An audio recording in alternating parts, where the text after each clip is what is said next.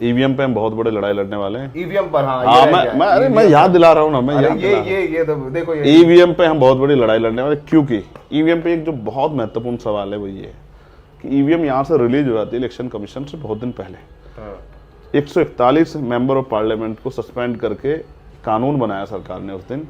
वो बिल को जो है ना, उसको कानून का रूप दिया कि जब नियुक्ति होगी इलेक्शन कमिश्नर की तो चीफ जस्टिस नहीं रहेंगे, क्योंकि ये जो आज चीफ जस्टिस बैठे इन्हीं के नेतृत्व में ये इलेक्शन होना है। तो चंद्रचूड़, तो इसमें कुछ जो है कहीं ना कहीं ऐसा लगता है। दूसरा ये भी मैंने सुना, मैं इसको कंफर्म नहीं कर रहा, आप ज़्यादा मुझसे बेहतर इस पर जानते होंगे, क्योंकि मैं कई दिनों से उस काम में था लगातार, और रूरल एरिया में था, ग्रामीण एरिया में, तो मैं इस तरह से काम यूज नहीं कर पाया, अपने काम में लगा हूँ, कि इलेक्शन कमिश्नर से कोई पूछताछ नहीं होगी, उसके ऊपर कोई मुकदमा नहीं दर्ज होगा। इस तरह का मुझे पता लगा कानून बना देगा कि आजीवन उस पर जो इलेक्शन कमिश्नर आएगा उस पर कोई जो है ना उसके ऊपर मुकदमा दर्ज होगा, ना उसको कोई सजा होगी, ना उससे कोई पूछताछ होगी। वो तो चलिए दूर की बात है, इस समय विपक्षी पार्टियां मिलना चाह रही चीफ इलेक्शन कमिश्नर से, लिख के वो तो मिल भी नहीं रहे हैं अभी।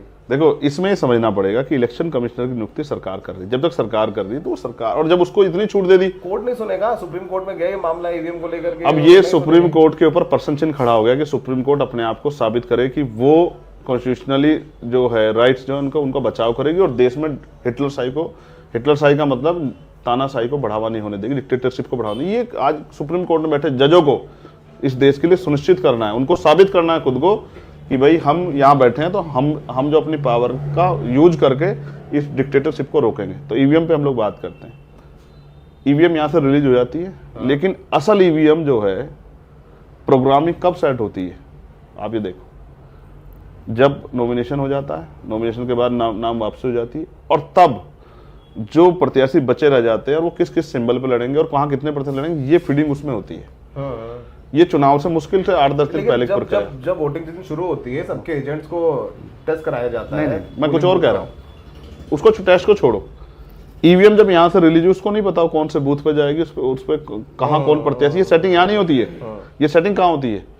ये वहीं होती है उसी जिले में जहाँ वो जाती है, और जहां उसको पता है कौन से बूथ पे जाना और कहां कौन प्रत्याशी है। जैसे मैं नगीना लड़ रहा हूं तो मेरा नाम नगीना में आएगा, ईवीएम को कब पता लगेगा इस बात को? जब मैं नॉमिनेशन कर दूंगा। अभी तो मैंने कहां लड़ रहा हूं, जब मैं नॉमिनेशन कर दूंगा और मेरा नॉमिनेशन कंप्लीट हो जाएगा, वो नाम वापसी के बाद ये हो जाएगा, डिक्लेयर हो जाएगा कि ये लड़ रहे हैं, ना नाम वापसी हुआ, ना पर्चा कैंसिल हुआ, कुछ सब कुछ हो गया, कुछ भी सबसे क्लियर हो गया, तभी तो तय होगा ना ईवीएम में मेरा नाम आएगा।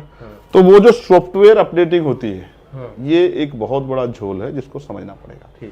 तो दो चीजें अभी हो रही है, एक तो सॉफ्टवेयर अपडेट, क्योंकि इसका मतलब सॉफ्टवेयर अपडेट होता है ना, क्योंकि इलेक्शन 10 दिन पहले ये करना पड़ता है सब कुछ। दूसरा, जो कई हिस्सों में चुनाव हो रहे हैं, भाई 1-1.5 महीने में चुनाव होता है पार्लियामेंट का 7 चरणों में, तो जब आदमी 40-45 दिन इंतजार कर रहा है, 2 दिन और इंतजार कर ले, किसको जल्दबाजी? पहले जिसने पहले दिन वोट कर दी वो तो 40 दिन इंतजार कर रहा है, 2 दिन और इंतजार कर लेगा। तो इसमें जो ईवीएम बदली जाती है, ये एक बहुत बड़ी आंदोलन कैसा होगा आप लोगों का? ऐसा होगा जैसे दिल्ली वाला हुआ था, जिसके बाद सरकार को मुझे पीटना ही पड़ा, बहुत लाठी खाई थी आपने, मुझे याद है। कोई फर्क नहीं पड़ता, कुछ भी करना पड़े इस देश की डेमोक्रेसी को बचाने के लिए, लाठी खाने के लिए तैयारी रहते हो। इस देश की डेमोक्रेसी, इस देश के संविधान को बचाने के लिए, लोगों के विश्वास को कायम रखने के लिए कोई भी कीमत चुकानी पड़े, हम उस चुकाने के लिए तैयार हैं। क्योंकि जब हम बात करते हैं ना शहीद भगत सिंह की, तो फिर लाठी से डर नहीं लगता है। जब बात करते हैं देश के क्रांतिकारियों की, तो लाठी से डर नहीं लगता है। और जब आप बात करते हैं सत्ता के दमन के खिलाफ लड़ने की, तो याद करो वो क्या हालात होंगे जब डॉक्टर अम्बेडकर इन हालातों में लड़ रहे थे। और कई जगह उनको जो है, जब साइमन कमीशन का उनको स्वागत करना था, और देश में साइमन कमीशन के खिलाफ सब लोगों ने लहर चला रखी थी, तो अपने हितों को किस तरह से प्रोटेक्ट करना है, किसी भी आलोचना को सहने के लिए, ये डॉक्टर अम्बेडकर से हमें सीखना चाहिए। स्टैंड लेने के लिए फिर किसी चीज की जरूरत नहीं है। तारीख बताएंगे कब से शुरू करेंगे? तारीख बता दूंगा तो होते उससे पहले जेल में आंदोलन करके जेल में जाऊं तो ज्यादा अच्छा।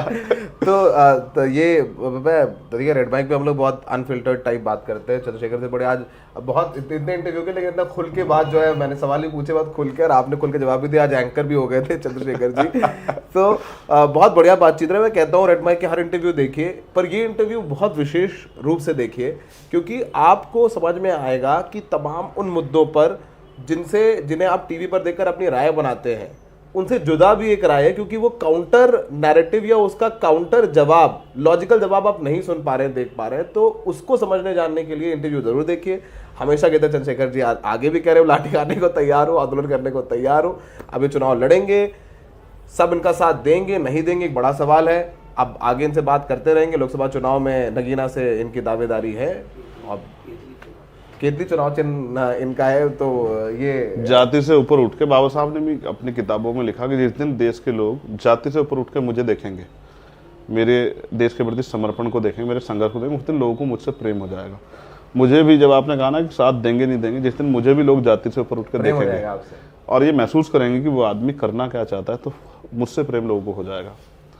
ये लोकतंत्र है, यहाँ रानी के पेट से राजा पैदा नहीं होगा। चलो फिर तो वो एक बहुत हाइपोथेटिकल बात है कि जब मायावती जी को चंद्रशेखर जी से प्रेम हो जाएगा, वो बुआ भतीजे का प्यार हो जाएगा और बुआ जी बोलेंगे आकर के मेरा भतीजा है, जो जिसकी जर्नलिस्ट मैं ही चला जाऊंगा, मैं ही चला जाऊंगा पैर छूने के लिए, आशीर्वाद देने के लिए, कहे तो सही। अब तक तो उन्होंने ऐसा कोई मौका ही नहीं दिया। तो ये इंटरव्यू यही खत्म करते हैं। ये इंटरव्यू देखने के लिए सागर जी कैमरे में बहुत मेहनत की, उन्होंने इतना लंबा इंटरव्यू हाथ बढ़ के रखा। तो आप इंटरव्यू जरूर देखिए और बहुत जरूर शेयर करिए। और मैं अमूमन कहता नहीं हूँ ये, लेकिन इस इंटरव्यू के लिए कह रहा हूँ।